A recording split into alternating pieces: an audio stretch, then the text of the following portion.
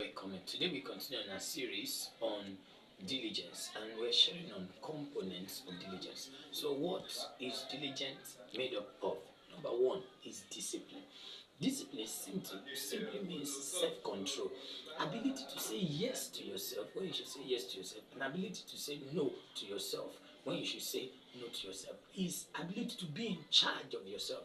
There's a self in humans that desire to be idle, to procrastinate, to be like a day seeker, unserious, to just have fun, just have a free time. But diligence is actually the exact opposite. So diligence is making yourself do what you ought to do when you should do it, irrespective of how you feel or the enjoyment around. But sometimes we need to take rest because it's needed, but most of the time we need to insist that this is my plan, this is what I need to do. For example, you plan to read and a friend just come around and just want to gist. Discipline makes you stop the gist and just plead with your friend, this time I really want to study, even if I enjoy the gist. Discipline is saying no to enjoyment when you need to be serious. Discipline is saying no to sleep when you need to read, when you need to pray, when you need to feed on the word. Discipline is what makes you off your phone and put it on silent and put in everything you can. Do not confidence. Now the second one is consistency. Consistency is the ability to repeatedly do the same thing at the same time.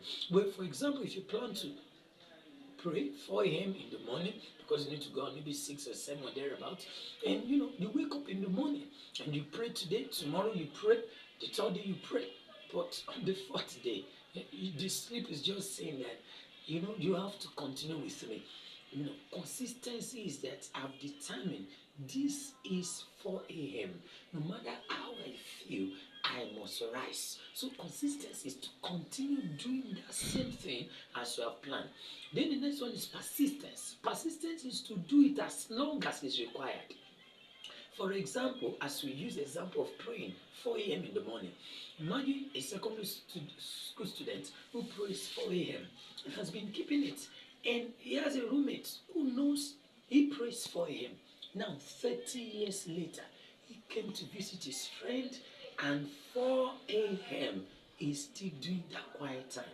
Maybe because it's needed and he has not seen any major reason to change it. That is persistence. So far is needed. I will do it as long as yielding results. I will do it as long as it's required.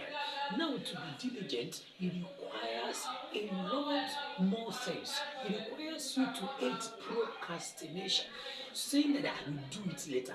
Diligence involves you not being idle.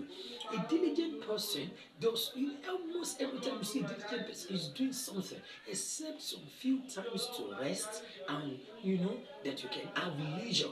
But a diligent person is always investing. You always investing time because time is important. Like, come your way tomorrow, make sure you are diligent.